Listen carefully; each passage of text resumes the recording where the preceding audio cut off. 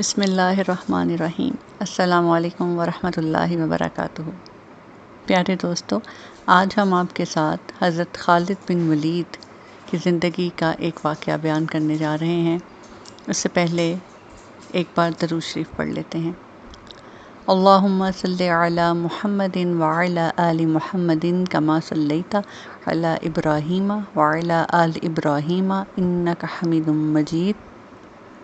اللہم بارک علی محمد وعلی آل محمد کما بارکت علی ابراہیم وعلی آل ابراہیم انک حمید مجید۔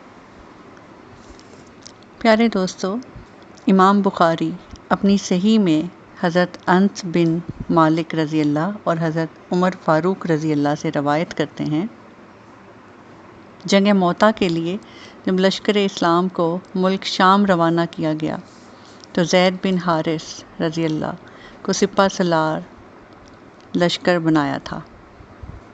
اسلام کا پرچم انہیں عطا کیا گیا تھا۔ موطا شام میں ایک مقام ہے، یہ مدینہ سے 1 ماہ کی مسافت پر ہے۔ وہاں کے حاکم نے حارث بن عمیر رضی اللہ کو شہید کر دیا تھا، جو آپ صلی اللہ علیہ وآلہ وسلم کے ایلچی تھے۔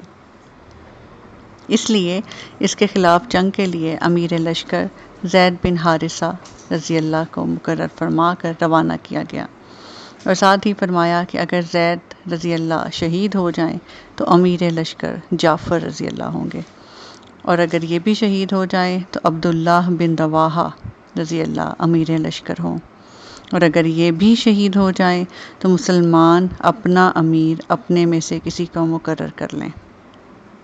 چنانچہ اس جنگ میں بالکل ایسا ہی ہوا جیسا زبان مبارک رسالت مآب صلی اللہ علیہ وآلہ وسلم سے ادا ہوا تھا کہ یکے بعد دیگرے تینوں شہید ہو گئے، تو لوگوں نے خالد بن ولید رضی اللہ کو امیر لشکر بنایا، اور اللہ تعالیٰ نے ان کے ہاتھ پر فتح دی اور انہیں سیف اللہ کا خطاب ملا۔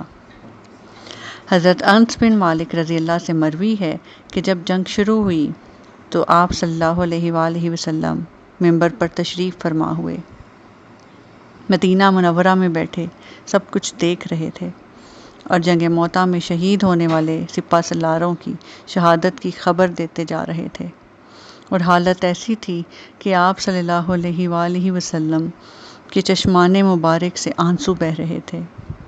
سب سے پہلے زید بن حارث رضی اللہ کی شہادت کی خبر دی، پھر فرمایا اب جھنڈا جعفر تیار نے لے لیا ہے، وہ بھی بڑی بہادری سے لڑتے ہوئے شہید ہو گئے۔ بعد ازاں فرمایا اب جھنڈا عبداللہ بن رواحہ نے لے لیا ہے رضی اللہ نے، پھر فرمایا اب عبداللہ بن رواحہ رضی اللہ بھی جام شہادت نوش فرما چکے ہیں۔ اس کے بعد فرمایا اب علم جہاد خالد بن ولید رضی اللہ نے اپنے ہاتھ میں لے لیا ہے، وہ اللہ کی تلواروں میں عظیم تلوار ہیں، وہ اللہ کی تلواروں میں عظیم تلوار ہیں، اللہ کی تلوار کو نہ کوئی توڑ سکتا ہے اور نہ روک سکتا ہے، لہٰذا ان کو فتح حاصل ہو گئی۔ پیارے دوستو، مسلمانوں نے حضرت خالد بن ولید رضی اللہ کو جب اپنا سپہ سالار مقرر کیا، وہ بہت بہادری سے لڑتے رہے، ان کے ہاتھ سے 8 تلواریں ٹوٹیں، آخر کار مسلمان فتح سے ہمکنار ہوئے۔ اسی وجہ سے انہیں سیف اللہ یعنی اللہ تعالیٰ کی تلوار کا خطاب ملا، جسے نہ کوئی توڑ سکتا تھا اور نہ کوئی روک سکتا تھا۔